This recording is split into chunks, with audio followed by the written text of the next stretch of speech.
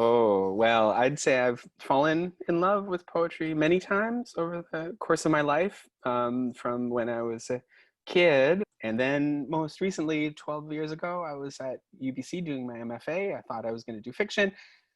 And I took a poetry class. And then I was like, what am I doing taking fiction? I should be taking poetry. Um, it's where the fun is. And it's so, and the polyvocalities, there are so many different voices and ways of expressing those voices that really excited me. So it's been a number of times, and I'm sure I'll fall in love. I mean, I'm deeply in love with it right now, reading it, writing it, thinking about it. And um, it's so rich, and it has such a history. I'm sure I'll drift off into prose at some point, and then I look forward to kind of falling in love with poetry again down the road at some point.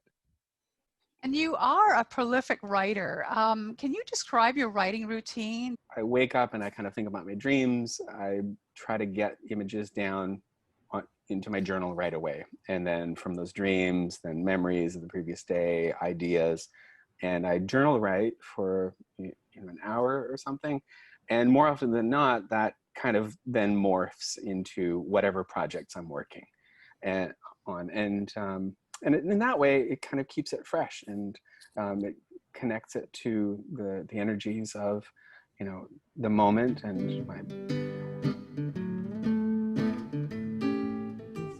Pamela Bentley, who was one of the co-hosts at Wax Poetic at the time, who I knew through the poetry world, she heard me on the air on his show, and she was like, "Oh, Kevin's got an okay radio voice." And they were thinking of having another co-host at the time, her and R.C. Wislowski. And so, by chance, it all lined up, and she asked me to co-host, and it was very cool to be part of something that, again, allowed me to reach out to different people and ask them if they were interested in talking about poetry. And I've learned so much from the get-go. And I learned so much from Pam Bentley and R.C. Wislowski from the beginning. That is kind of getting to the point. As you probably can guess by now, I meander all over the place, and I kind of stumble and wander. And it's fine if you're a writer and you have time to edit, but in person it's like, oh, really? Are you going to get to the point? So with them, it was so instructive to see them cut to the chase and really get to the heart of the matter and ask those essential questions right away. I still learn so much from them. RC, Pam is no longer a co-host, but with RC and Lucia Mesh, who I've also co-hosted with, it's wonderful. I feel like I'm at the adults table and I'm just listening. I get to listen in, and then occasionally I'll bring up a super nerdy poetry question. I'll be like, oh, I noticed this, how this line scans and blah, blah, blah. But it's wonderful. And it's amazing to read people's work on the page and then get to hear them read it. And then,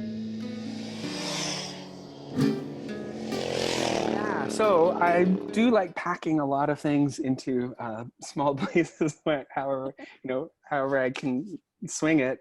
And I've been writing love poems from, when I was a teenager, love-lorn poems. And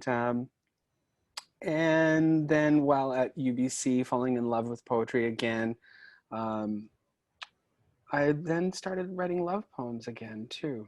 Actually, just maybe 3 years before going back to UBC, I wrote a love poem for my partner at the time, and it felt exciting to do that again. And then to see this tradition and take this tradition more seriously was also energizing. And my wife and I broke up just after I finished my MFA, which led to more poetry. What do you do? What do you do after you finish an MFA and a marriage ends, but you write poetry to work your way through it, and to consider how thought and emotion kind of work together through language.